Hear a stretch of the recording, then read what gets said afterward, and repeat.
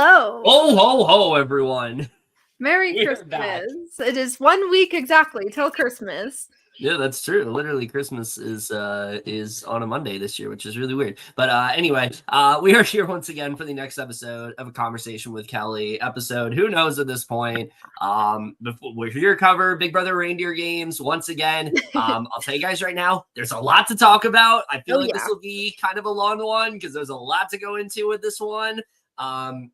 But before we do get into all of that, I'm here to introduce my lovely beautiful co-host, Allie. How are you doing tonight? I'm doing well. It's my first day off from this weekend, so I wish. I went to a couple stores with my mom and went for a walk with Magoo and just been chilling the rest of the day. And I'm excited to talk about this episode because it is fantastic. Yes, I worked. Forgot I said I was going to, but I did, and now I'm here. And yeah, I mean, we'll just get into right now. So Big Brother Reindeer games, I feel like we both have been very high on the show so far. It's been the surprise of reality TV season for me. Like, I don't think anybody anticipated like literally anything from this show, and I'm just really loving it a lot so far. I think it's just been so good. So I already was like really looking forward to watching this episode, but my God, I mean, if you need just a example of just how great Big Brother can be when you have equitable comps and you have, format changes and innovation. I mean, this is a prime example for that. This to me is a top tier episode of reality television. I have not been this riveted, this glued to the screen, this like just on the edge of my seat in a very long time watching this show, and I just thoroughly enjoyed this one from start to finish. I think this was just such an incredible episode. There was a lot of really cool ideas that they had in this one. Just all around brilliant. And again, I have to commend the editing again. Just fantastic the way they went about it. Just such a great episode.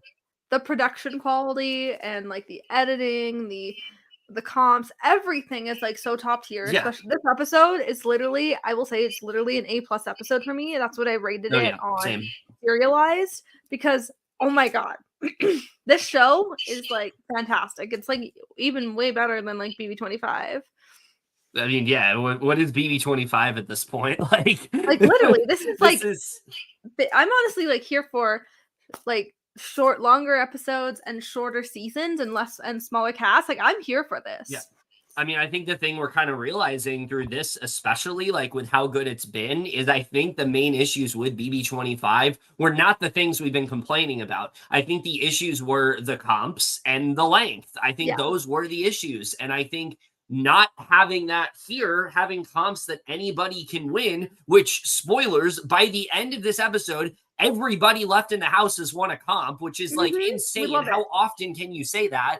And like, and the fact that like the week itself is only like 2 weeks long and things like that. It's like this season just continues to give. And this, like I said, was just such a phenomenal episode. But we're going to stop gushing. Well, we're not going to stop gushing about it because we're probably going to be gushing about it the entire podcast, but we're going to stop hyping it up. And we're gonna finally just. I'm doing it, reading the notes from my phone again, just in case, in case StreamYard's mean and I have to restart my computer, possibly, or something. It probably will be. Unless StreamYard is definitely on the naughty list. That is for sure. True. But anyway, let's not talk about who's on the naughty list. Well, we are going to talk about that, but let's get into this episode. So the first like 20-ish minutes of this episode is extremely fast-paced, and I feel like we knew like something was going to happen. Like this was going to be a really big one, and it very much was. So Josh talks about how these reindeer games are heating up faster than a cup of hot cocoa in the morning, but he's in a really holly jolly mood this Christmas morning, and he hopes all these good vibes help him stay in the game. Taylor said it's a little more spacious in the reindeer games today and how it feels so good to be here. Taylor talks to Nicole, who I gotta say, the most unexpected bond of Big Brother Reindeer games is Taylor and Nicole. I would have never expected these two to be close, and I'm very much here for it. That picture of them in the bar is everything. Especially Taylor sticking up for Nicole on like Twitter too. Like, I'm so here for this friendship and this duo. Like I said, this is Nicole's redemption season. Like, this is the where people are killing it. And are going to be back on board with Nicole. They're going to be on the Nicole train again because she's actually been really good so far. So, she's like really just been like playing the middle and just being amazing. Yeah, and I mean, this is a great moment from her where basically she talks about how nervous she is after the last few days, and Nicole says she wants the girls to make it to the reindeer games, and Taylor agrees. Nicole Franzel wants the women to stick together. Am I hearing this right? Like, I was in shock when I heard this. I was like, all right, Nicole, let's go. It's so good. Like, this is literally like the Nicole everybody fell in love with. Yeah. So Nicole says she does want to work with the girls because it's her best chance of winning. And I'm going to say something that I heard other people say. This felt like a Survivor episode based on this edit because a lot of the time, and like, you know, you've seen a lot of Survivors, so I'm sure you can agree with this. A lot of the time, at least from what I've seen, what we hear that's going to happen earlier on the episode is not what happens. And this was very similar to that, where it's like, you know, early on, something's discussed, seems concrete, and then it's not. And I feel like that's the perfect example of this. And again, just a testament to how good the editing has been. And I'm comparing it to Survivor, which is an infinitely better edited show most of the time. Yeah. So, like, this show has been incredible. Yeah.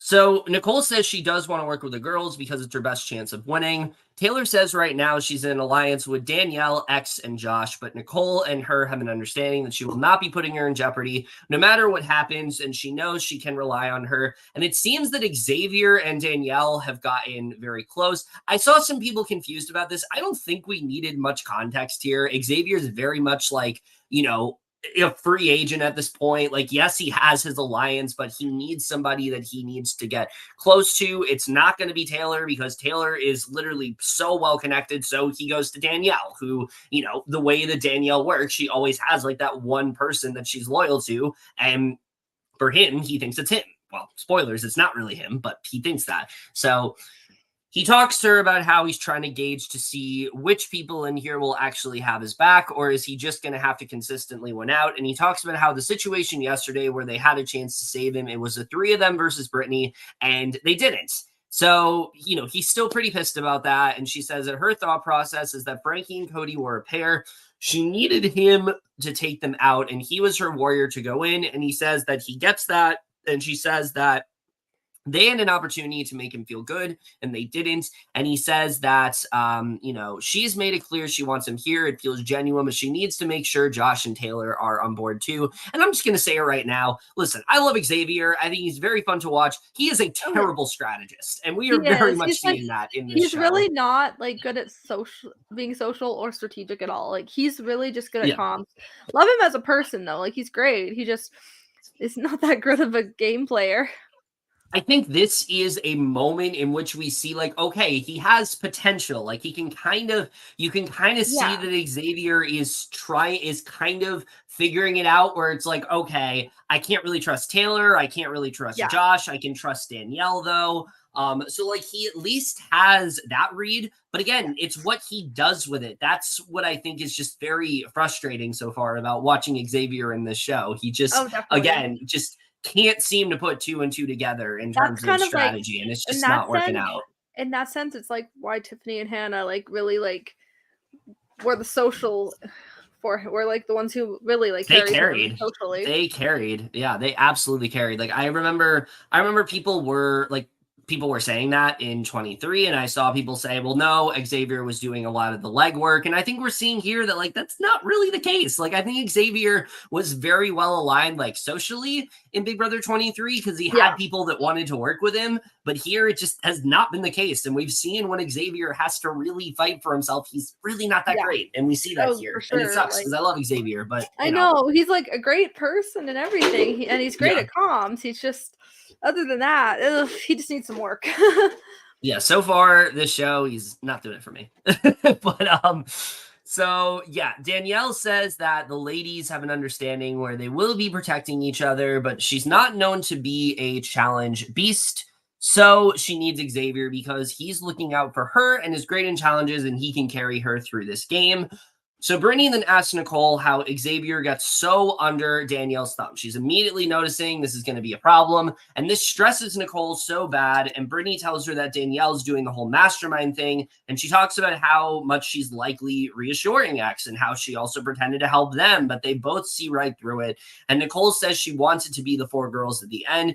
Brittany agrees, says that she thinks they do need her. Nicole says that Xavier's willing to do whatever she wants. I would have never expected for Brittany and Nicole to be a legitimate duo, but at this point they kind of are. I'm here for it. And also, like, I'm here for them being a duo for sure. And also, like, how much Nicole is, like, after, like, X, I'm like, that's pretty iconic, too. Just, like, so Brittany's having a hard time trusting. She sees the way she's scheming and whispering, and she's thinking she's fooling them all, and they are onto her. And I thought they did such a great job here, just planting the seeds, showing that, like, yes, the women want to stick together, but they're very wary of Danielle, and it perfectly sets up what happens later on in the episode. So good.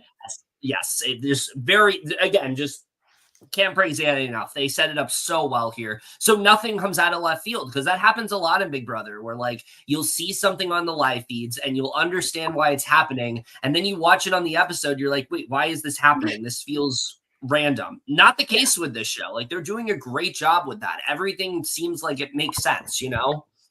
Oh, definitely. Like, just this episode, just the intensity of everything is just, oh my God. It literally just keeps me on edge.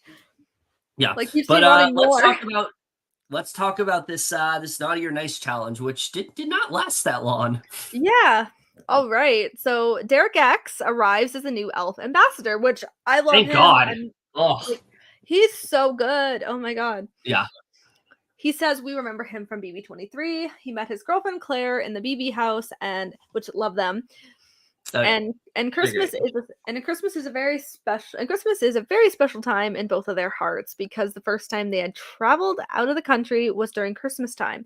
So now anytime the holidays come around, it's always about family and cheer. Yeah, I mean, just the difference in energy that Derek has immediately here is so evident of just how good of a host he is. I really just wish that they had, honestly, all 3 of them throughout the whole show. I think they would have bounced off each other a lot better. I think just having them in and out like that is just a little bit more awkward. And I feel like, again, just seeing the kind of showman type personality that Derek has compared to the very robotic and monotoneness that Jordan displayed, it's just like night and day. Like, oh my God, he's so good at this. I love Jordan so much as a person and everything. She's just not that great of a host. Yeah. She just needs it was like, oh my God. It was honestly like really fun to watch. It was very entertaining. Yeah. So, but all related to how his girlfriend dumped him, he abruptly stops mid-song, too upset to finish, and runs out. Xavier jokingly asks if they've all got money to pay for the crooner's therapy. That was funny. That was funny. Britney says she doesn't blame this girl because if he's going to sit around and write a little ditty about how she did him wrong, good choice. That was funny. Oh, yeah. I love how I just love how blunt she is. Yeah, I love how blunt she is. I love how self-deprecating she is. She's just the best.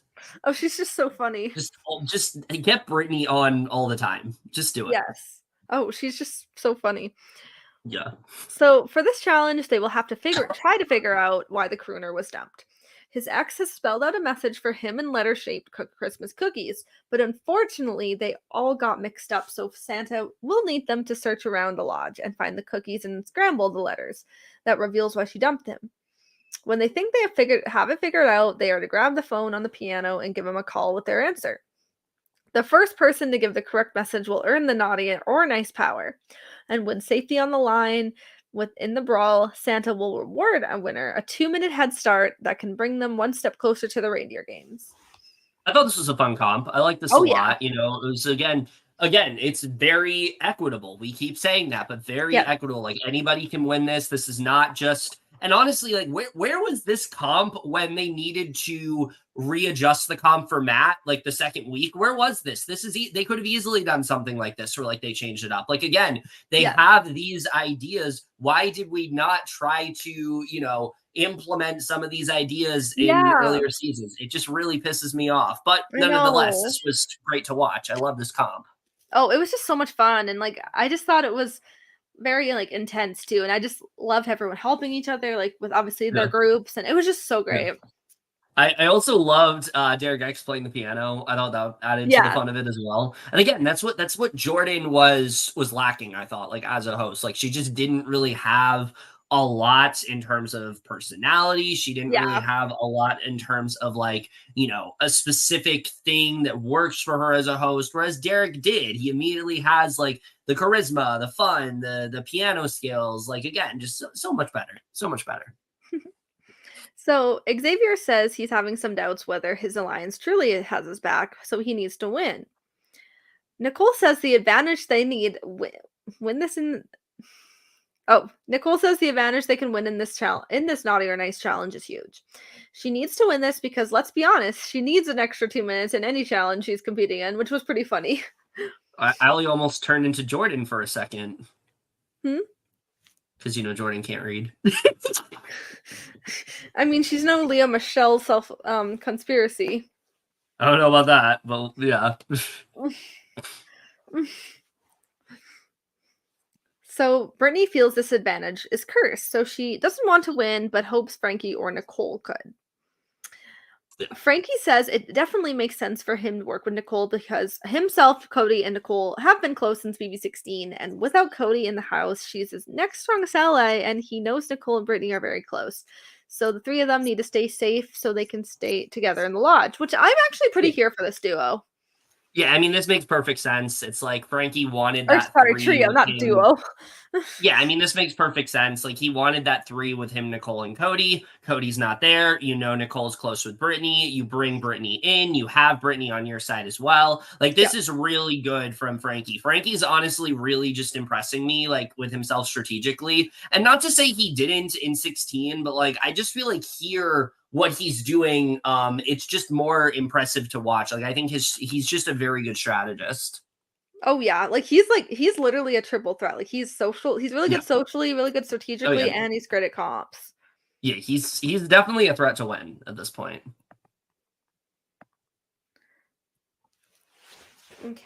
Sorry, I was just replying to something quick. Yeah. So Josh completely trusts Taylor and Nicole, or Taylor and Danielle, so he's doing whatever he can to help them win this challenge. Well, everyone maybe he trusts Nicole. I don't know. Maybe. We haven't seen that yet, but actually, yeah, we haven't seen anything between Josh and Nicole. I know. While everyone struggles at first, Derek gives them a hint that the color of the letters could help them, which proves to benefit the majority of them within this challenge. Yeah, which apparently this was like 20 minutes. This was like 10 minutes into the challenge. Like they were all just really struggling, and he finally like gave them this clue, and they're like, "Oh, okay, we know what to do now."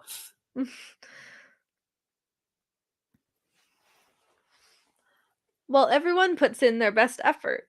Taylor calls in to say the Christmas crooner was too clingy, which turns out to be correct, and she successfully wins the naughty or nice power, which we're so here for Taylor winning. Yeah. Taylor now has 2 comp wins as well, which we love. Ugh, we stan. Oh yeah. Like, this is why she's amazing. Yes. Taylor's ecstatic to have won. The 2-minute head start. The 2-minute time start is so much crucial time to get ahead, which is a game-changing amount of time. Yep. Frankie says he feels like he has a good relationship with Taylor, but you never really know until you're being handed a stocking filled with coal. Yeah, so let's talk about the post naughty or nice, which I feel like this is really what made us realize that there was going to be something else going down in this episode, because this was very quick with what we got here. So Frankie tells Taylor that he just wants to get his pulse on everything. He feels that it's a gift and a curse, so she kind of has to show her cards. He tells her that he would not give it to somebody that she's positive is protecting her, like she's safe with him. So he also tells her to give it to somebody she thinks she's in jeopardy with, basically just saying, like, don't give it to me, we're good. And Taylor is not necessarily on the same page. She basically is saying that Now Cody's gone. Frankie is her target, which makes sense. Frankie is absolutely the biggest comp threat left in the game. Oh, yeah. I don't think that's, I don't think that's a shock to anybody. Yes, you could say X, but X has mainly shown his skills in, I would say, Santa Showdown. Frankie has won a ton of stuff. Frankie's done, Frankie won the Naughty or Nice. Frankie has won, not the Naughty or Nice, but Frankie won the Brawl. Frankie won like 2 Santa Showdowns. Like he's very good. It makes sense why she wants to target him. Oh, but, yeah, like she's like, I mean, I'm here for this rivalry too, but like, yeah, like Frankie's definitely the biggest threat to her game for sure. So her targeting him makes sense. Well, I don't think he is a threat to her game, though. That's the thing. Like, I think he's a threat to her game in terms of like winning. I don't think he's a threat to her game in terms of like targeting. Because Frankie says that she needs to not put him on the naughty list because she's not in his radar, but if she does, she will be. So Taylor says thanks for the advice, but she's going to play her own game. And it really seemed like she was going to like make a bad move here and put Frankie on the naughty list, which I was like, no, don't do this. This is really bad. So Xavier persuades her to not give it to Frankie and to give it to him or Josh instead. They can bring him in and look at other people and have him as a weapon. This was good work from Xavier, but I don't necessarily credit him for this. I think this was more Josh's doing than anything. Yeah, this was more Josh, not really Xavier that much. Like Xavier had like some say, but not much. Yeah. So Brittany and Danielle talk. Brittany says she feels pretty good with Taylor, feels that she is 100% in with the girls, and says that she is a girl's girl, and Danielle agrees. And can we just talk about how big of a full circle moment this is? No, this is such a huge full circle moment for Taylor. Like how many girls last in 24 were being so bitchy. Yeah, like how they constantly said that she wasn't a girl's girl, and now this cast thinks she is. Like, you want to talk about a full circle moment? Look no further. That was so great to see. I love that. It's so good. And it again, just honestly, just rub that in fucking Paloma and Alyssa and Amira's faces, because they absolutely, like, I know some of them apologized. I understand that, but like, still, what they said was fucking ridiculous. So, So Josh offers Taylor to put him up in an effort to secure her trust. And I thought this was a great move from Josh, because I think it was, because like then it proves like it will make Taylor be like in a good spot still. Yeah, well, I think the thing that's interesting about this is the way they presented in episode 1, it kind of seemed like X and Taylor were the duo. Now I would say more Josh and Taylor are the duo, just based on the way we see things in like, this episode. Especially with this episode, it's more Xavier, Danielle, Taylor, and Josh. Yeah, I mean, I think this was a really great move from Josh all around. I've been talking about how good I think Josh is playing, especially from a social perspective, and I think this was a really great move from him. So Taylor says even though she does want Frankie gone, she doesn't want to draw a line in the sand too early because it's too much pressure. So she ultimately does decide to put Josh on the naughty list. And Taylor says though Frankie is in fact her number one target, she knows that she isn't his, and she doesn't want to piss him off and have him throw her into Santa Showdown. And Josh is really just hoping that this isn't going to bite him in the end. And I thought, this was a really good, I thought this made the most sense. It's like Josh has, volunteered to go up. Just put him up there. It's not, it's not like he's going to go. It's just going to be a disadvantage. It's probably not going to be anything too major because honestly, the disadvantages up to this point, they haven't really been anything like severe where like they absolutely ruined the comp and things like that. Cody's literally was just, he got a letter. The last one was just Taylor had to stack a tree. And then this one probably isn't going to be anything crazy either. I think the only thing they could potentially tweak in a future season is make the disadvantages a little bit more impactful, make it a little bit more like, I mean, I like the disadvantages, but yeah, I definitely think that could be just like making them a little more impactful would be better. Yeah.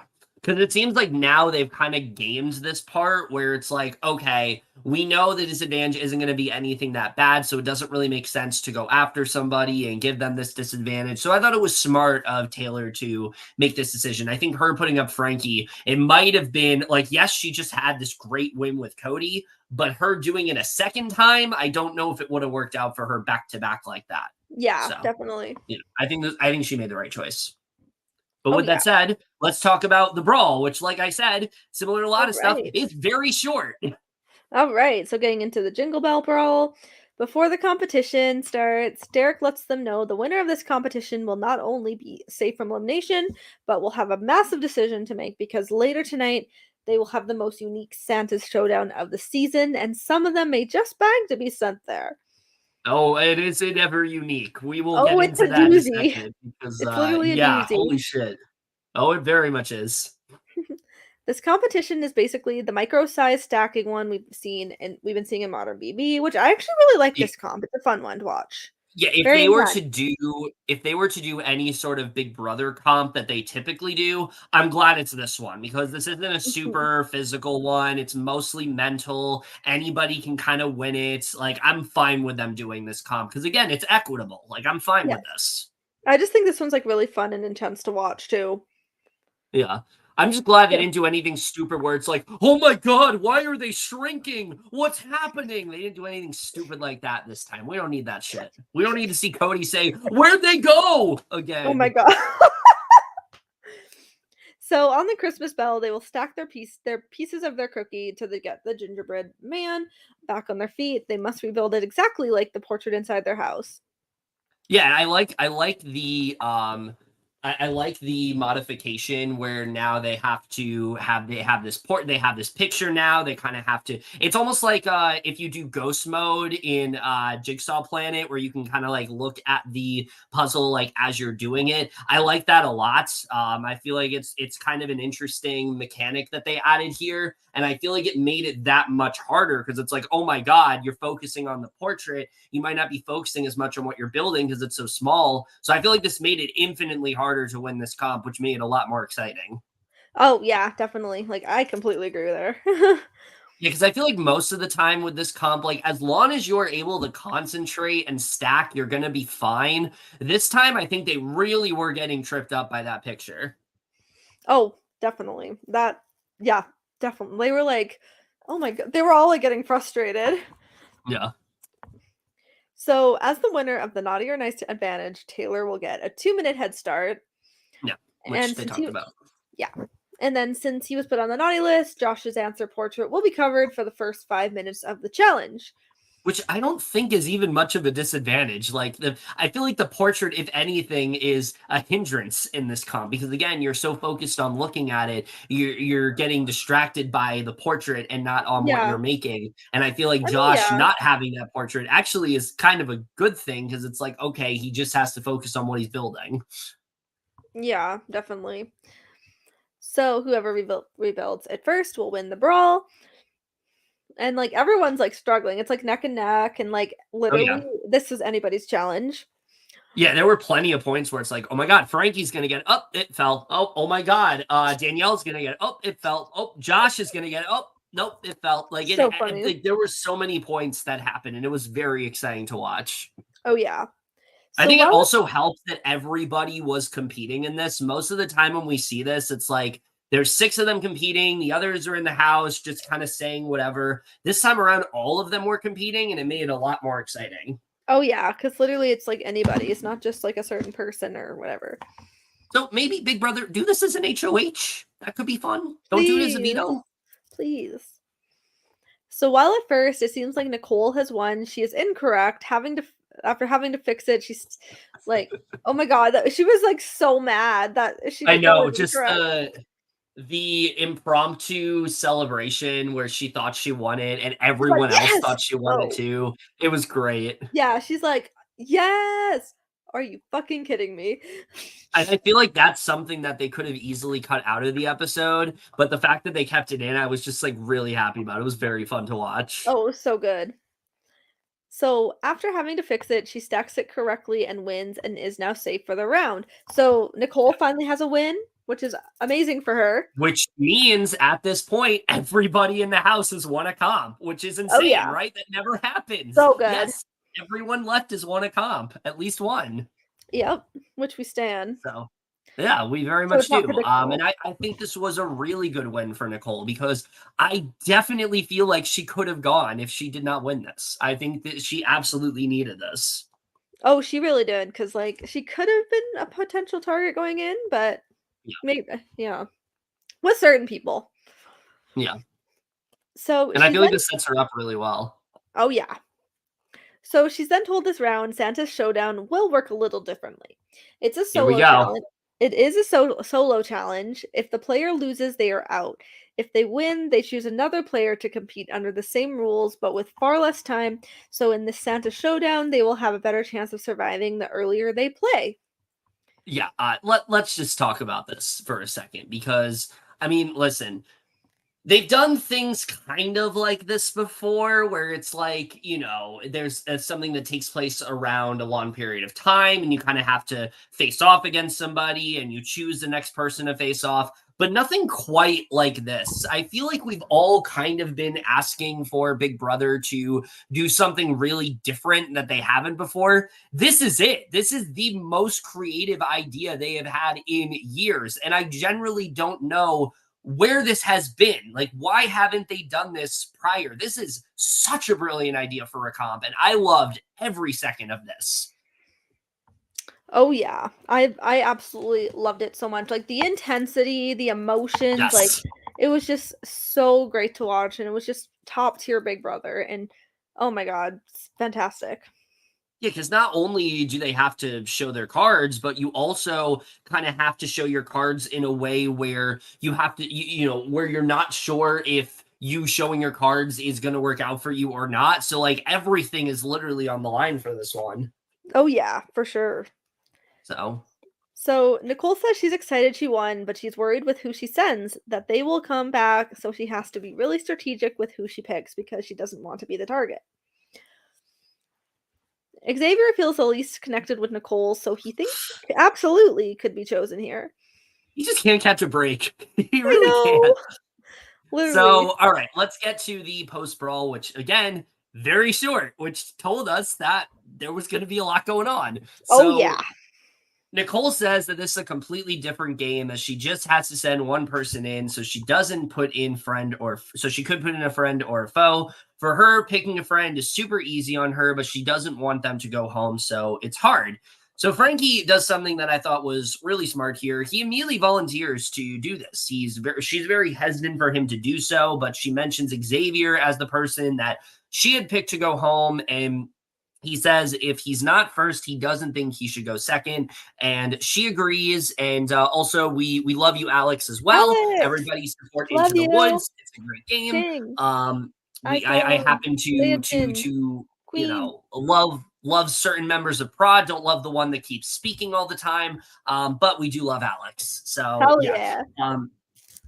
So anyway.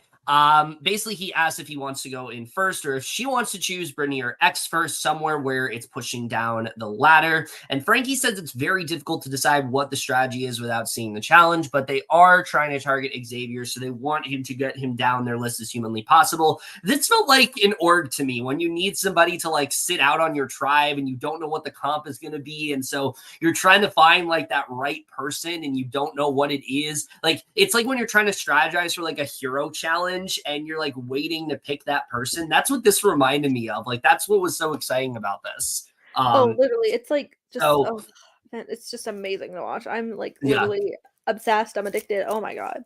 Oh yeah. Well, give me more of it. So Britney comes in, says it's impossible to predict until they see what it is. Frankie asks what if she wants to be the person to go in, and she says she might want to depending on what it is.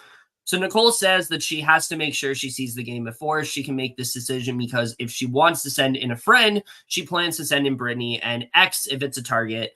So Danielle and Taylor talk about what Nicole might do. Taylor thinks that she likely will be putting in Xavier, and Danielle says that it may be beneficial for him to go in first because then he will tell her how he did. So we then get to the Santa Showdown, which ends up being the majority of the episode, which I was not expecting. I know. What I loved about the edit in particular is that we didn't really know what was going to happen until it did. Like, I saw people complaining that, oh, the length of the episode ruined the outcome. I actually disagree, because for all we know, this could have just been like this comp and then we start the next round. Like, there is another week. They could have ended on a massive cliffhanger. Like, it was very unpredictable with how this went. So it's time for Nicole to pick her choice. And then we get to the challenge. And again, it's very equitable. We see they have to free the ornament through a maze. They will have 5.5 minutes of Jack Frost magic, which will encase the ornament forever. However, if they complete it, the next player will have 1 minute less, and it will go on from there until someone is unable to compete within the allotted time. And Okay, I will say this comp is so much fun to watch. I would probably I would have fun doing this comp if I was playing, but it would also be very hard. I could also get very flustered and the pressure would get to me.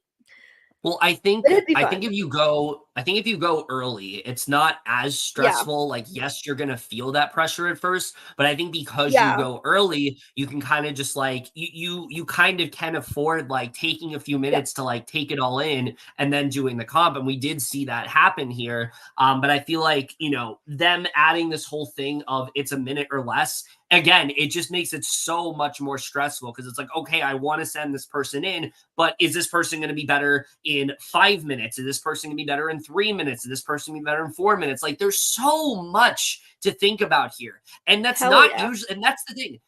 That's not usually the case when it comes to a Big Brother comp. It's usually super straightforward. You pull the thing, you walk around, you buzz in, like it's very straightforward. This is not straightforward at all because you don't know how someone's going to be until they actually do it. So I love this. I love the way this was done. The only thing I think they could have done differently, Allie, is not have them know what the challenge was going to be at first. But I know I understand. In that sense, like, I mean, I'm in a way I'm glad they knew, just so like they could at least like figure it out if they want to like do it, but like right away or early, like early or later. But like it also would have been like spicy if they didn't know.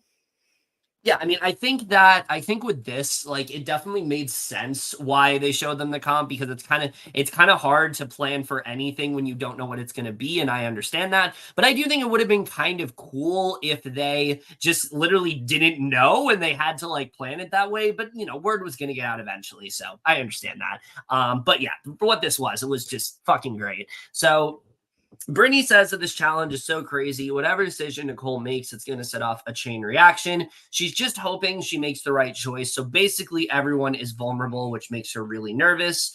So Danielle says that she's not the girl known for winning comps. So she's really scared. She's hoping no one picks her and that she won't be, so someone else can be eliminated. Again, perfectly planting the seeds of what's going to happen. Britney wanted to go, now doesn't want to go. Danielle also does not want to go. These are the two people who absolutely should not be sent in unless you want to target them. And we'll talk about what happens there. So she then goes ahead and Nicole talks about she doesn't want to make an enemy. If she doesn't have to the only people who would be happy with her, if she sent them, it would be Britney or Frankie. So she doesn't think based on looking at the wheel that she can send Britney into it. But Frankie is so physical. He loves puzzles. He would have the most time to do it. So that has his name written all over it. So she goes ahead and then sends him in. And I love the way. I think that was probably the smartest move for her just because like he like basically offered, and also he is good at challenges. So she knows he'd be safe for sure. Yeah, she knew he was coming back. I don't think there was any doubt in her mind whatsoever. I think, again, the way the edit did it, they made it seem like, okay, this could be it for Frankie. And that's what made it so exciting. But I think she knew, like, he was going to come back. He was going to be really good at this. So, he's been the challenge threat. Like, he is very much at this point. Yeah, he's just so good. Yeah. So, basically, she goes ahead, sends him in, and the way they edited this, I thought was so good. Normally, if they were to do this on regular Big Brother, they would just show the challenge. That's all it would be. They would occasionally cut back and forth, but they actually cut back inside the lodge just as much as they cut back to the challenge, and that made it so much more exciting to watch. It almost was like we were watching the feeds. Yes, obviously it's not the feeds, but it almost felt like we were with the way they did it. So they're each going to head back into the lodge while Frankie is on his own, competes. When they hear Santa's sleigh bell, they know the task has been completed in time, meaning someone else will be forced to compete. But if they hear Jack Frost's evil laugh, they will know that player has been eliminated and the showdown is over. Again, the intricacies in this comp is so good. Like, where has this been? This is so genius. I love this. So Frankie's then unsure if this is a good decision, but he's hoping that he can really prove himself. And then back in the lodge, we see Danielle is saying that she's really unsure if she can get past this round. Xavier says that if she goes home, he doesn't have anyone, and she mentions Taylor and Josh. Taylor then comes in. Danielle tells her that she actually may want to go earlier, but it depends on how fast Frankie does it. If he's struggling, she's screwed. So again, Danielle's like really trying to get out of this. She doesn't want anything to do with this comp. She knows she's not going to be good at it. And she's trying to send Taylor in instead because she feels like she'll be good at it. Which I do think Taylor will probably. Yeah, I feel like Taylor would definitely get it for sure. Yeah. So Britney tells Josh that this sucks. She doesn't want to do this and tells him that if he gets called in and ends up winning, to please not pick her. And I'm not going to lie, I thought this was all leading to like Josh and Britney facing off. Like I thought that's what was going to happen here. And I was very much prepared for that. But we'll get into that. So basically says, she said it would be an absolute death sentence right now and makes a deal that if she goes in, she will not pick him. And he agrees and says that he trusts her. So we then come back to Frankie doing the comp, and he does struggle for a little bit, but Frankie is able to complete the task in less than 5 minutes, gets it done in 3 minutes and 12 seconds. So he now has to pick someone to send in next as a result of Jack Frost's curse, and he will not be satisfied until someone is eliminated. Now, the one thing I do want to point out before we go into the next cycle here is how hard this comp really is. I mean, he had 5 minutes to do it, and it took him 3 minutes to get it done. 2 more minutes, and he's out pretty much. So, like, it really just shows the difficulty that everybody had with this comp. And I like that everybody struggles with this because you know what it made me kind of think of, Allie? It made me think of like other comps in which the guys have had this like crazy advantage and the women didn't. Like this was nothing like that. It was just so much more exciting to watch when everybody's struggling, when there isn't sort of any kind of, unfair advantage of any sorts. It's just so much more exciting to watch. And this is just the perfect example of that. So just a really great start to this. And it only goes up from there. Because let's talk about it's such cycle. This is literally such an amazing comp. And like they really should do this like more often. Yeah, honestly. At least once a season. At least once a season. So Xavier says to Taylor that if Danielle goes second, she will have more time, which means the two of them would have the least. Yep. Taylor isn't sure whether she wants to go soon and give herself time or hope someone goes and gets themselves out immediately. She's never been in a situation like this. It's the most fucked up Christmas party she's ever been to. Exactly. Like that's what's so scary about this. It's like, I know. Okay, I could go in, but do I also just like want somebody else to go in so this will be over? Like it's very nerve-wracking in that way. Mm-hmm. They all then hear the sleigh bell, knowing Frankie has arrived, which means someone will have to go now in 4:30. Yep. Josh says still Frankie... not too bad. No, that's like still quite a bit of time. Yeah. So Josh says Frankie has managed to complete the challenge, but not a single soul in the lodge wants to go next. He would never think a hamster wheel would have him so shook, but he's going to do whatever it takes to not go out there. And that's the thing. Like normally, if they were to do this comp in regular BB, it would just be the wheel. Like that's all it would be. It would just be you spin around a hamster wheel, and whoever buzzes in first wins. And this is so much more exciting than that. And it's again because of the effort and the dedication they put into it. I can't stress it enough. Like where have these editors been? Where have these writers been? Where have these where have these creators been? Like it's so good. It's so good. I know. It's just been amazing and phenomenal. Yeah. So Frankie comes back and immediately talks to Nicole, who is very excited to see him back, and he tells he did it in 2:20 and that it's really hard, and he says he could put Xavier in and then tells him he said it. In that time, he'll be fine, and she mentions to him that he will put in Britney next. If he does that, he can, and he's so shocked, and he's shocked to hear it and wonders why, and she tells him to pull Britney in. Yeah, and the way Nicole like is trying to avoid Britney going in like so hard, like again, it really just shows that like Nicole generally is working with Britney here. Like she's a good ally towards Britney. Oh, and I she's think... she's literally like protecting her so much. Oh yeah, definitely. Like Britney very much needs Nicole at this point. Yeah.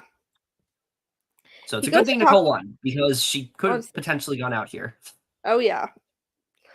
He goes to talk to her saying he wants to put in Xavier, and she says he should put Danielle and he says that's crazy and he should put in one of the boys, and she says they will pick her. Yeah, immediately just wanting to just go for the jugular and get out Danielle. I know. Britney does not agree with sending Xavier in. She feels he will survive and then come right back in, and instead Danielle should be sent in because she won't be able to complete it, and it's the quickest way to end Santa's showdown, because this torture and absolute mental warfare will be over and the rest of them can just relax. And I just love everyone's like strategy here, where it's like some of them just kind of want to get it over with, but then some people like Frankie just want to be selfish and is like, okay, yeah, let's put Xavier in, let's get him out, like, or you know, maybe turn things around. Like, I think this is great the way Frankie did this. Oh yeah, like he was so good. Okay. So Frankie talks to Josh and Xavier says Danielle said she wants to go in now because it gives her the best chance. And he says he doesn't want to go in right now. He wants to make sure Danielle has enough time to complete this challenge. And Frankie says one of them will absolutely be going in afterwards. Mm-hmm. Frankie says Brittany's and this shows that like he's good with Josh and Xavier. Like, you know, if you don't go in now, you're gonna go in after this. I thought this is really smart of him the way he did that. Oh, it really is. Yeah. Frankie says Brittany's trying to target Danielle and Xavier is trying to protect Danielle. Those agendas have nothing to do with his game. Yes, King. He's just I'm playing my own game here. Yeah. Despite pitching it, he does decide to send in Xavier, who is dismayed at this, wondering what Frankie's angle could be. If he's trying to secretly get him out or trying to help him, especially since this is now the second time he's been sent in. Yeah, and I mean, I think with Xavier, like I saw people saying they didn't understand why Xavier was upset here, but I feel like when you're someone like Xavier who's literally been put into Santa's showdown every single round and could have and could have left every single round if he didn't win the comp, it's very easy to just be like, yeah, I don't trust anybody at this point. Like, it's very easy to have that mentality. So I feel like Xavier. Yeah. He's constantly in survival mode, and that's part of why he's not doing well, because he has to keep advocating and fighting for himself, and he's kind of just like not trusting anybody right now. So it makes sense. Nope, like I think not at all. I think if he wasn't being targeted so much, he'd recognize that like this is actually good for him that he's going in early, but I understand why he's like upset about this. Oh, same. I definitely understand too, but like he just needs to be a little better socially and strategically. A little. Or a lot. Yeah. So Frankie feels it's better for his game to have Xavier either out or as an ally. If he comes back, he's his ally because he gave him the second best chance to survive. But if he goes home, he's eliminated a huge competition threat in this game, so it's good for him either way. And I am so here for this logic. Like, yes, this is absolutely what you should want to do. And I've like, this is what we've said about people in Big Brother. Like, they're not selfish enough. And Frankie is being selfish here. Frankie is actively doing the thing that his allies are not wanting him to do. And he's doing it. Why? Because it benefits him. He either gets out Xavier, and, you know, that's on his resume. That's something that people are going to remember. People are going to say, hey, Frankie can get somebody out. They're going to see, you know, suddenly he has Xavier's role where like he's the person that's sent in to take somebody else out. Or he now has Xavier close to him because he made sure he went in early. Like, this is just so good. This was such a great decision from Frankie. Oh, it really is. Oh my God. Like, he's just, how is he so good? Yeah, he's killing it. Very much a villain, but is very much killing. He's definitely like villain energy for sure. Yeah. Him and Tim.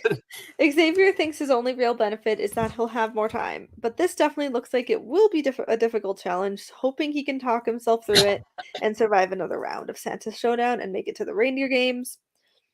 Back in the lodge, Britney once again is talking to Josh about how her body could not stop, and slow that momentum because she only weighs 100 pounds. There's no way she could do it, not even in 15 minutes. Yeah, again, she's just so adamant. Like, don't put me in there. I'm not gonna be good at this. I know. Britney says if Xavier survives, she may very well be in real trouble. She's mad at herself because she could have gone first, and Nicole would have let her, and she's upset she let her fear totally take over. Yeah, and do you think it would have been like good if Britney went in early, like first? I mean, at least like her anxiety would be like way better and like she would be like Yeah. more calm. But like I mean, it's definitely like and I love the intensity and the and everything and like I just love how adamant she is. I feel like she honestly doesn't make the move that she does if she goes in earlier. I think that honestly, her constantly saying, like, I'm going to be bad at this, in my opinion, the more you tell me that, the more likely I'm going to throw you in the challenge because I want to see, are you really that bad at this? Are you just playing it Yeah. up? Is that something that, like, I should actually be worried about? And I feel like Britney just constantly saying it made it so the likelihood of her going just kept increasing. Mhm. So really does not play this round very well. Love Britney, but like this was not a great round for her. It wasn't like it was very entertaining, but like not good for her. Yeah. I think her best move would have been just to let Nicole just go in early. And I think that would Yeah. have been better for her. Oh yeah. So, with only a few seconds left on the clock, Xavier's streak of successfully completing Santa's showdowns proved to be successful as he is able to complete the challenge. Yeah, he's just a beast. I He's just a know. beast. Xavier now has to decide who to send in next, which will be a tough decision no matter what.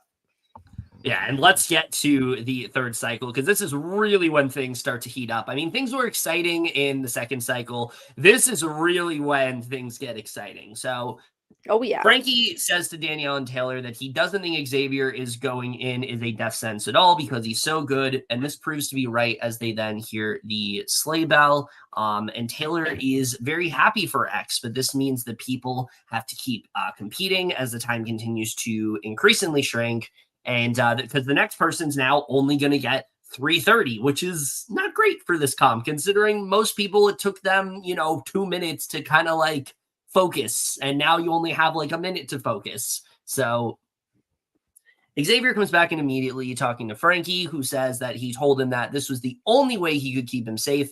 And Xavier says that it was a nail biter and he got it in 416. And he doesn't think whoever gets it next will come back.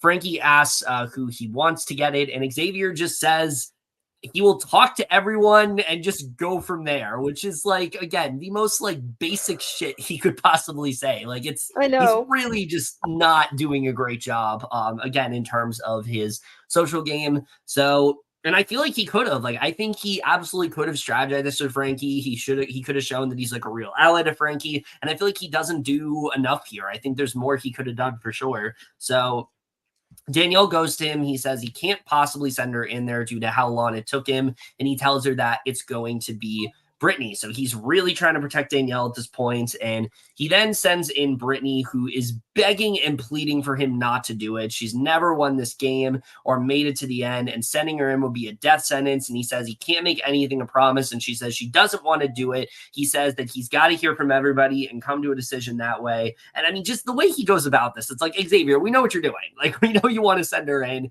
You can keep saying everybody wants to do it. She's You like got to give really it like she's like really fighting to not go in. Well, I think his biggest issue here is he needed to give a name. Like, he needed to say, Nicole told me to do this, or Taylor told me to do this, or Frankie told me to do this. Like, I think he needed to do that, and I think that would have been so much better for him. But instead, like, he just really ends up showing his cards here because he's being so incredibly vague and cryptic with everything he's saying. Like, just saying, oh, I just got to hear from everybody. There are 7 people in the house. Like, there's not that many people left to talk to. So she congratulates him, tells him how long it took him and that he only had a few seconds left. So Nicole goes to him immediately asking him as a favor to not send in Britney. And honestly, I think does a better job advocating for Britney than Britney has for herself at this point. I know. Nicole kills this round. Yeah. He says that whoever he sends in will be going home. He only had 14 seconds left on the clock, and if he had gone any later, he wouldn't have been here. This is like my favorite moment from Xavier in the episode where he's like, listen, I got to be honest with you, Nicole. Whoever's going out is coming out, is, staying out. I thought that was great. I'm like, give me more of this like savage Xavier. Like, I'm that very was much funny. He's like, whoever goes in is not coming out. Yeah. So despite her plea, Xavier does decide to send in Britney, who is obviously just like mortified about this. She's really pissed that he did this to her. So Danielle is crying about the fact that Britney is probably leaving. Her emotions are torn because she doesn't want her to go in, but it also means that she's safe for just a brief moment. And at this point, I was like, oh my God, this could literally be the end of Britney. Like, I really thought that's what was going to happen here. And, well, we'll talk about how it goes. So, she talks to Nicole, Taylor, and Danielle, who are trying to encourage her, but she tells them to get serious. She only has 3.5 minutes, and she can't even move it. And she says that she's obviously mad at Xavier for sending her as her head is in the guillotine right now, and she's just waiting for the axe to fall. All she can do is her best, as that's all she can do, despite knowing how tough it will be. So she walks in, and immediately she's feeling it's going to be very difficult for her to maneuver it. She's pretty small, the snow globe's enormous, and she knows she has even less time to complete the maze. So she gets started and immediately is finding it very difficult, with the maze just constantly flipping and turning and in motion. So Nicole, meanwhile, is very emotional, which, I mean, not she's Nicole's like very protective of Britney. Yeah. Nicole being emotional is not at all like uncharacteristic for her. She's always crying about stuff, but this time, like, it actually makes sense. She's crying about the fact that Britney is not in the right headspace to complete this challenge. Danielle goes to comfort her and says the fire in her will help her get through it, so they just need to hope. Taylor and Josh are also under the impression that she won't complete it in the time she has. And I love how at first, like, they make it seem like they're upset, and then they're just like fist pumping each other, like, yes, we're safe, we're good, like, we're not going in no matter what. I thought that was just such a savage moment. I love that. It was so funny. I loved it. Oh yeah. So we get back to Britney, and despite being, and again, it really seemed like this was the end for Britney. I did not expect her to come back here. I did see people on Twitter saying, like, if Britney comes back, it's going to be the most, Twitter's going to explode. I'm like, yeah, sure, that's not going to happen. But despite being under numerous amounts of pressure and fear, Britney is able to complete it. And not only is she able to complete it, she completes it in the shortest amount of time from everybody, with 1 minute and 14 seconds. So good. Which, I mean, let's just talk about this for a second. Like, Britney literally says that she's not able to do it, is able to complete it. I feel like at this point, Britney is the comp beast of the season. Like, she's the one we have to. She's gotten so many challenge wins so far. Well, because here's the thing. Yes, Frankie's won a lot. Yes, Xavier's won a lot. Britney is now the only person in the game that has won all three things. Like, she's won a Naughty or Nice, she's won a Brawl, and now she's won Santa Showdown. Like, she's won all three of those.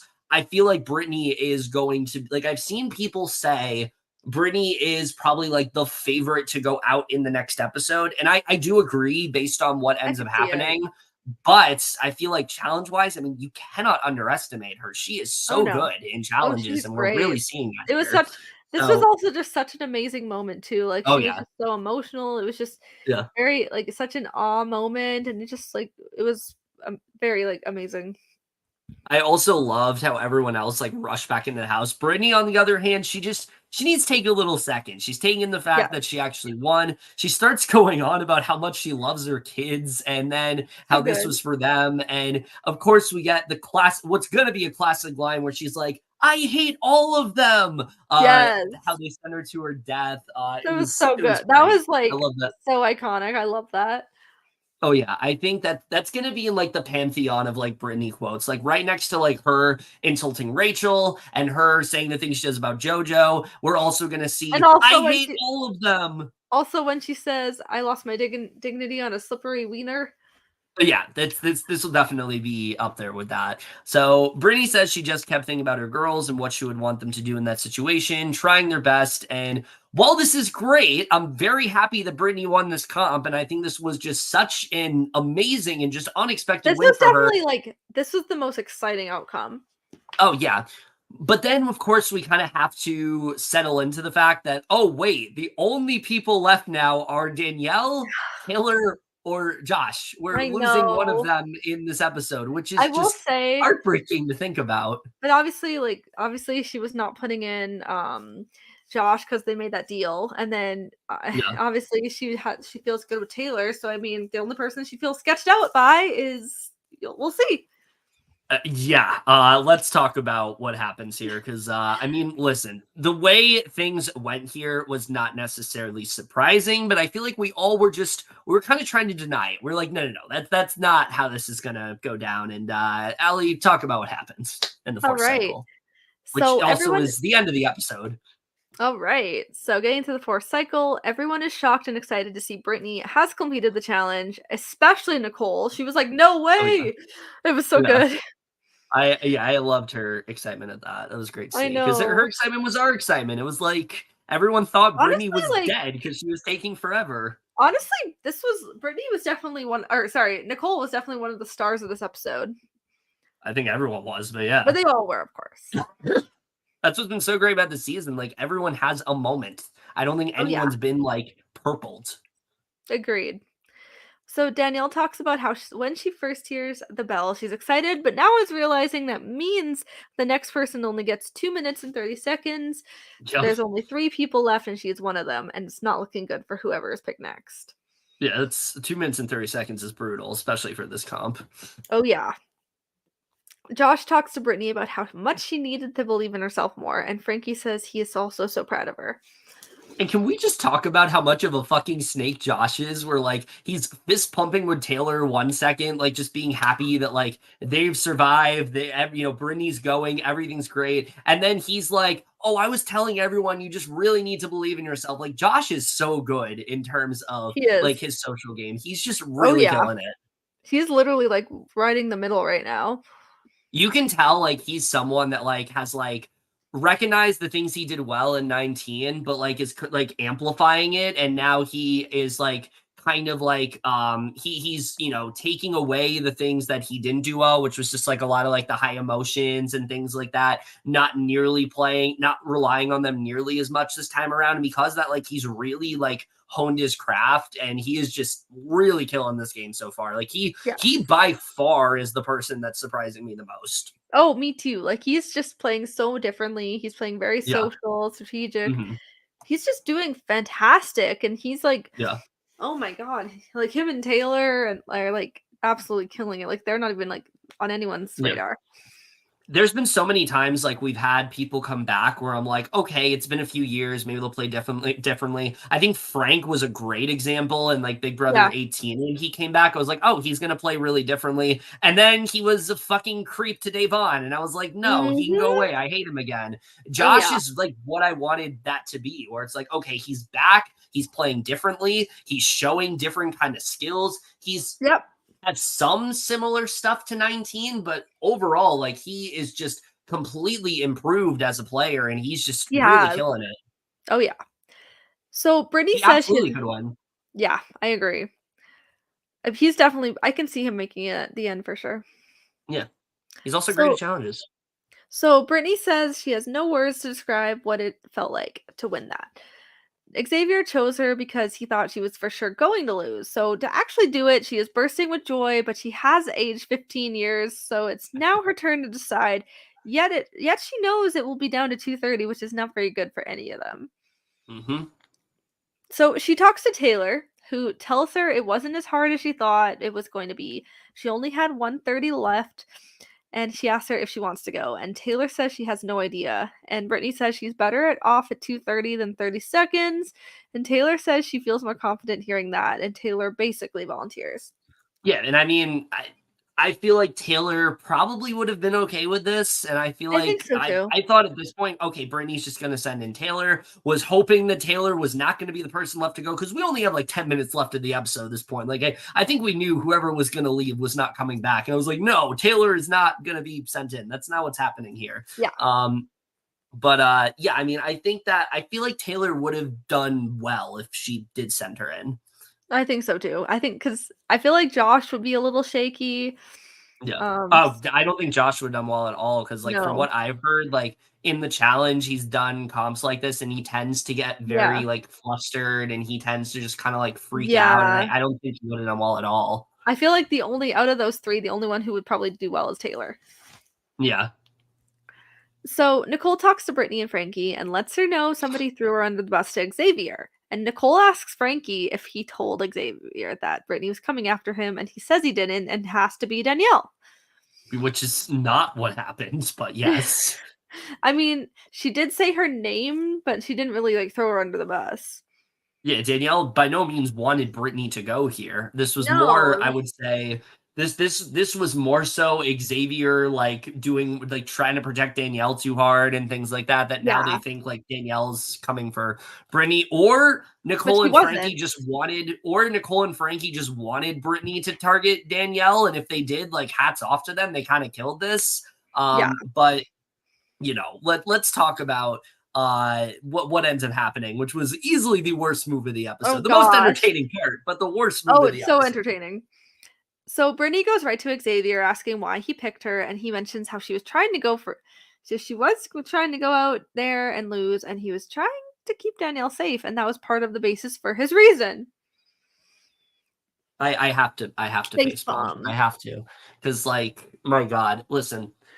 I know Danielle said she's not mad at Xavier for this, and I understand that. I'm not saying she needs to be, but my God, like this is so bad. Like all Yeah. Xavier, I cannot stress enough. Literally, all he needed to do here was say, "Oh, Nicole told me to do it," or say, "Oh, Frankie told me to do it," or just make up some kind of lie. Like he could have easily said something else, but instead he is so fixated on trying to protect Danielle, and again is in that constant survival mode that he doesn't really know like what to like. He's not saying the thing he needs to This say. I think man, if like, he he's like in his like, you know what, like say he's just like in his think now era. Like he's yeah. he's thinking like he's really like just saying instead of thinking.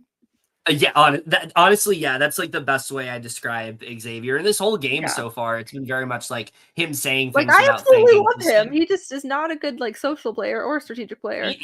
Because by doing this, like he literally sells her out. Like, that's literally what he did. Yeah. Ugh, yikes. Whether he meant to or not, that's what he did. Even if it wasn't intentional, it's just like, sir, It what are you wasn't doing? intentional at all, but like it was still so bad. That's what Yeah, makes it worse. it's so not good. So Brittany says he just told her who he's protecting. He just tied her Mhm. hands and basically now only has two options. She can send Taylor in knowing she is okay with it and willing to do it, but also knowing she may not come back, or Danielle, someone that she has been working with, but yet Xavier just told her that he's protecting her in this house, and she assumes she's the one who told him to put her in. Again, not what happened, but Mhm. it's easy to assume that now because he just said that. Yeah, she never said, like, put Danielle or put Brittany in, she literally just mentioned her name. No, what happened was she said to Xavier, "Who's it gonna be?" And he said, "You know who it's gonna be." And she didn't try to talk Yeah, she's against it like, because "Oh, she didn't Brittany, want it to yeah." be her. Yeah, Yeah. literally, that's it. So, after really struggling to make her decision, she ultimately does decide to send in Danielle, which everyone seems annoyed and shocked at. I mean, Yeah. yeah. I mean, yeah, I'm gonna ask you this question. I mean, do you think this was a good move for Britney? I mean, it's definitely like a very unexpected and exciting move, but it's also sucks because I love Danielle so much, and it's not that great of a move for Brittany at all. Because unless like Frankie and Nicole win some challenges to keep her safe, she's probably done. Uh, Yeah. After this, like it's very like unexpected. It's very interesting to watch. It's very exciting, but like Mhm. no, it's not that good for Brittany's game. Yeah, like I said, I mean, I think Brittany had this great comp win in this episode, but everything she does strategically this episode was not good at all. And this was probably the worst thing that she could have done. Because here's the thing. Obviously, yes, she's close to Taylor and she doesn't want to send Taylor in. But if you send Taylor in when she volunteered, there's no harm there. Like everyone understands it. It's like, okay, Taylor thought she was going to do well. She didn't do well. And that's it. Like there's no blood on Brittany's hands at that point. She did, she just wanted to end it. She sent in Taylor because she was okay with it. And, that's fine. And honestly, Xavier probably trusts Brittany more at that point because he didn't send in Danielle, even though like Yeah. he very well could have. I think her sending in Danielle shows a couple things. One, she's absolutely after Xavier because the whole point of this was to weaken him. So he didn't have, someone on his side, like trying to defend him pretty much. Two, it exposes her loyalties to Nicole and Frankie, because Nicole and Frankie were the ones like really pushing against like Britney going, and Nicole was pushing it to X and things like that. This really exposed her loyalties there. Three, I mean, where does Britney go after this? Like, if Nicole and the only Frankie, like at this point, the only one she really has are Nicole and Frankie. Because that's the thing. Like, she basically drew a line in the sand, and now it's a completely split house where you have Josh, Taylor, and Xavier on one side, and then you have Frankie, Nicole, and Britney on the other. And I feel like Which is very exciting, though. It is very exciting, but like, Britney, what are you doing? But I feel like she could have positioned herself in a way to where she could ride that middle, and she made it so now she has to make a choice. And unfortunately, I don't think she needed to. That's the thing. Like, I mean, in that sense, I mean, she would probably just target X. Yeah. Like, that would be the easiest for her. Yeah, probably. But yeah, I mean, this is a really bad move. Also, there's the little small fact that Danielle was literally the person that trusted Britney the most. I know. We thought they were going to be a duo, but it's actually Britney and Nicole. Yeah, I mean, Danielle's literally said postseason, I was never going after Britney. I wanted to make it to the end with her. She was my girl. She was the person I trusted the most. Like, this was not good for Britney at all. I love Britney so much, obviously. Like, she's just been so great to watch on this show. But this was a really bad move for her. And I'd be very surprised if she makes it to the Reindeer games at this point. I don't see it happening. Unless she can really Unless she wins out. Yeah, but we'll see. We'll see. Unless she can come back. Who knows? Yeah, I don't know. Maybe we'll be watching tonight's episode and be like, okay, that wasn't too bad. We'll see. The Reindeer games are not till the finale, so we'll see. That's true. So Taylor is pretty surprised at this because while she volunteered, Britney didn't choose her and instead is throwing someone who doesn't want to do this into harm's way. Yeah, that's exactly the problem. Like, Danielle has said adamantly she doesn't want to do it, and she's making her do it when Taylor literally volunteered. That's the other thing. Can we also talk about how safe Josh is? Literally nobody literally no one even thought of putting in Josh. Like, literally Josh. So impressive. Josh and Taylor's social games. Oh my god. Yeah, Taylor also probably no one even thought of putting her in until she volunteered. Like, just a testament to how good those two are playing. Yeah, Britney's just like, I don't want to risk it. Yeah. Danielle says she doesn't understand why she did what she did, and she's so pissed because she had Britney's back, and she's her girl, and she's scared because she doesn't know if she can actually do it. Yeah. She then goes to compete in Santa's Showdown and says if she pulls this off in 2:30, Britney should be very afraid because it changes everything, knowing she will have to deal with her. Oh my god, if Danielle got this, oh my god, that would have been so exciting. Yeah. That would have been so, like, spicy. Oh, yeah. That rivalry, the potential that could have had would have been so good. I know. Ugh. The second she starts, the ball isn't moving at all, and she decides to crouch down to be able to get the ball to move. And I think we knew at that moment, yeah, Danielle's probably done here. I know, it was so sad. Britney goes to apologize to X for tossing her in, but she feels she needed to as she was stirring the pot, and also thinks she can do it as she did it, still having a minute and a half left. Which, I mean, the good gesture, but like, what is X going to say at this point? No, fuck you, I hate you for this. Like, what is he gonna say? You know? I know. Obviously, he's gonna say he's not mad about it, but of course he's mad about it. Like, it's. So, despite her starting to get the ball through the wheel, she unfortunately ends up running out of time, and she is unable to complete the challenge. Yeah. So sad. They all hear the sound of the Jack Frost laugh, knowing she's out. Ugh. And I love the way they edited it too, where like they kind of made you think that maybe she had a few seconds left, and then you heard the laugh, and it was like, well, it's really over. I know. Ugh. So sad. Taylor and Josh are both very emotional over this as they both watch BB because of her, and it's just so hard to see her go out. This was such a good moment. Like, literally, again, where has this editing been? This is exactly this is exactly the kind of stuff we need to see more of, seeing the impact that, seeing the impact that like legacy players have had on others. Like, oh, it's so good. It's so good. It's just a like very heartfelt, wholesome moment. Yeah. Yeah. And because I mean, you watch Taylor's interview for BB24. She literally says she wants to remodel her game after Danielle Reyes. Like, that's how much she means to her. Oh yeah, Danielle's like amazing. She's just like such an amazing person, amazing player all around. Yeah. So Danielle comes out telling them she told them all she couldn't do it, and Josh hugs her saying he's so happy he got to play with her. Ugh, that was gut-wrenching. I know. Britney says she wished she never had to send anybody home and hates that she did it, but this one particularly hits her because she has so much respect for her. She's a legend. Then why'd you do it? I know.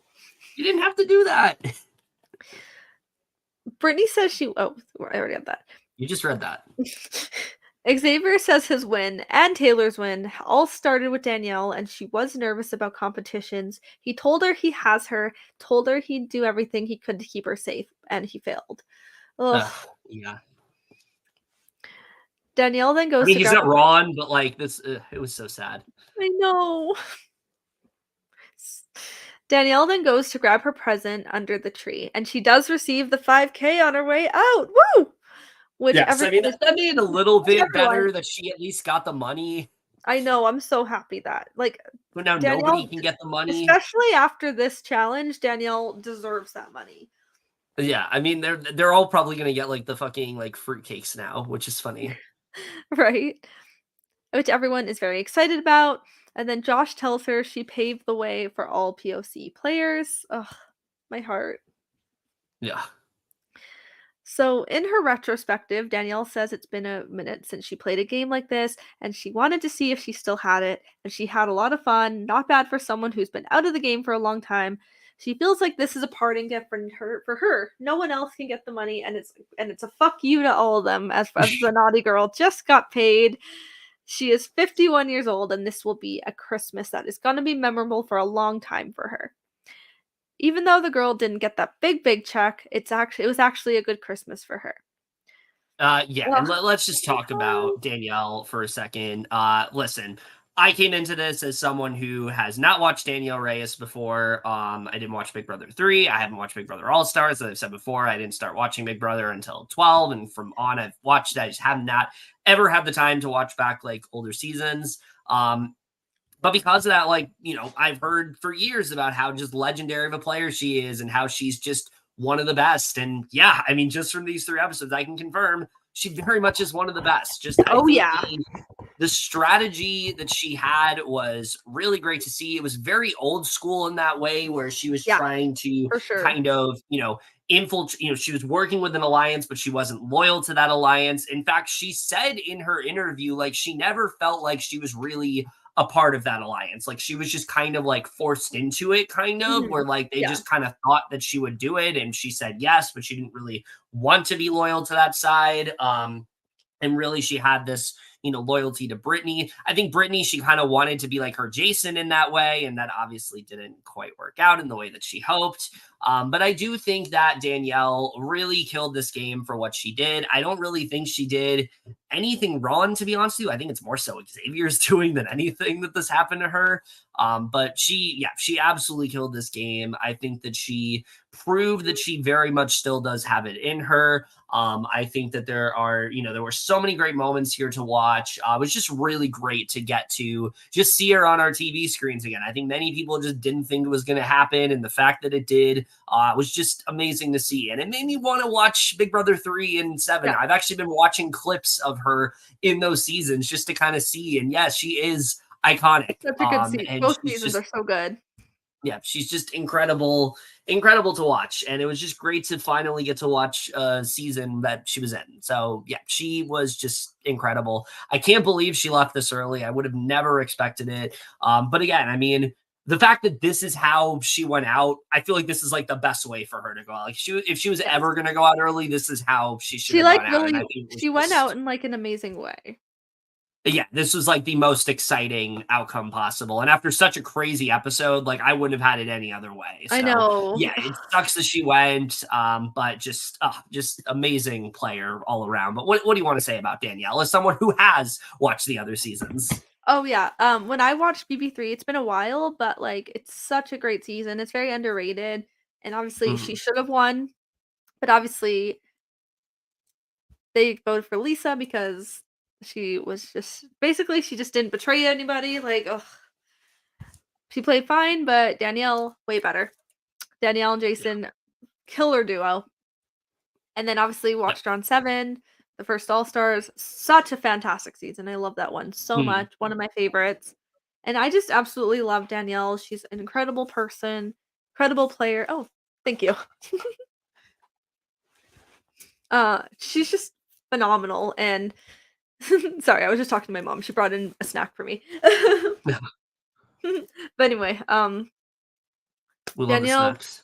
Oh, yes. But not as much as we love Danielle Reyes. True.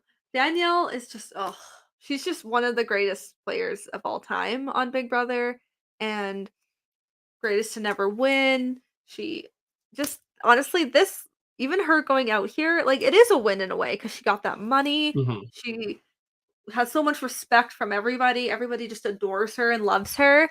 And like, I'm so proud of her. Like she's only 51. She's not old. Yeah. She's still very young. She's still like she coming back just to play this game. Oh my god. It's like a real treat and I was just so happy to watch her again. Yeah, it's just great to see all around. Again, sucks to see her go out early, but like just amazing to get to see her in the show, and she absolutely still has it in her. Like I really do want to see her now on Big Brother proper, and I feel like I don't. Here's the thing. Yes. I don't know if she'd do well in Big Brother proper though. Like I feel like her experience would be like Cerie's experience, where it's like this just isn't really the same anymore, and things like that. Because the way modern BB is not the same to how like old school BB is, and I think this format worked really well for her, and I think she really killed it. Oh yeah. Like I did not expect her to go this early, but she just went out into such an incredible and heartwarming way. So this is still a win. And now here's the thing, like she's played 3 times. I believe 7th place is the lowest she's had, which like that definitely is like nothing to sneeze at. Like that's still really good. So she's killed it. So don't say Danielle Reyes was the 3rd boot of Big Brother Reindeer games. Say Danielle Reyes got 7th place on Big Brother Reindeer games. Now, that sounds a little bit better. That sounds a little bit better. So exactly. Preach. But yeah, great stuff all around. But I think you have a couple more notes to read. All right, just a little bit here. The final 6, I'll agree this was the worst day ever. It really was. It's great to watch from a viewer perspective, but my god, playing this, I don't know how I would have been. Like, can you just imagine playing this comp? It would have been. Oh my god, like that would have been so intense. It would have been so stressful. Yeah. So Frankie says it's been a day. It was sad to lose Danielle, and as she is a legend, but all his allies are still here. He's still here, and he's one step closer to the Reindeer games and that 100K. Yeah, and puts a cap to just such an incredible episode all around. Again, I can't praise this one enough. The levels of strategy, the levels of creativity. It's just the best Big Brother we have seen in a very long time. It's not even Big Brother. It's a completely different show, and they're just absolutely killing it. So let's just go ahead and talk about what we think is going to happen from this point forward, because we have a half an hour until the new episode comes on. At this point, we're probably just going to end up doing the live react on here as well. So we'll probably just end this because I really got to go to the bathroom and everything. And this is only for episode 3, so we should probably just end this one. Yeah, that's true. But we are going to give a few. You want to end this, and then we'll give our predictions for the next episode? I mean, we can still end with the our thoughts. Yeah, so this is where my head's at this point. If you had to ask me, who do I think is going next in Reindeer games, I do think it is going to be Britney. I think Britney put herself in an infinitely worse spot than she was in. I think unless she is able to continue having these, Hail Marys of sorts where she just really kills these comps and she ends up just having these crazy upsets. Like, I don't see it going well for Britney. I think Britney is going to go out next. I think that she's now made an enemy out of Josh and Taylor, and that's not going to be great for her because Josh and Taylor are the best positioned in the game right now, like indisputably, especially with this comp. So really not great for Britney at all. I do think she's going to be next. And then after her, I could very well see it being Nicole. I absolutely could see it being Nicole. I think she honestly no. I don't think so. I think the next two are going to be Britney and X. No, I don't think X. I mean, like, X is definitely like such a huge target. Like, but if he doesn't win a comp, he's probably gone. Mm-hmm. But I could also see Nicole too. But we'll see. I don't know. Maybe. I mean, does X lose comps? That's the thing. Is there a comp that X is not good at this point? I don't know. I feel like X is one of the most likely people to get to the Reindeer games. I think taking the comps out of the equation, Josh and Taylor are pretty much set at this point. I think they're absolutely going to be in the Final Four. And then I think Frankie's right there along with them. I think he really has. I think those three have killed it. I think those three have played the best games at this point. And then really just comes down to Nicole or X. Like, who is it going to be in that fourth spot? I feel like Nicole is not in as great of a spot once Britney leaves, but we'll see.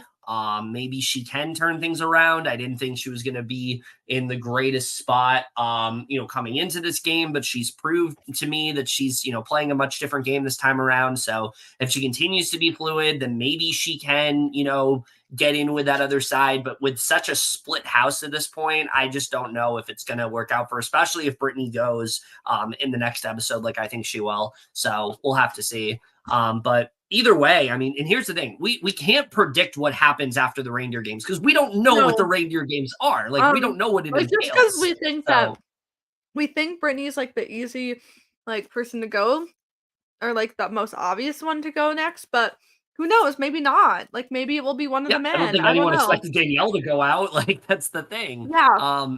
I will say I don't think it's Taylor. No, Josh and Taylor are the safest. Yeah. I mean, unless we'll see. You never know. But it's just honestly very exciting. If I curse them, I swear to God. I feel like Taylor's for sure getting to the end, but Josh, we'll see. He's doing well right now, but you never know. I just feel like he's had such a good edit at this point. I mean, he has. So we will see. Yeah, we'll have to see what happens. I believe tonight's episode's only an hour, which makes sense. There's only 6 people left, so they're probably not going to be as long. But yeah, I mean, we'll have to see what happens. I'm very excited to see how it goes. I would have never expected.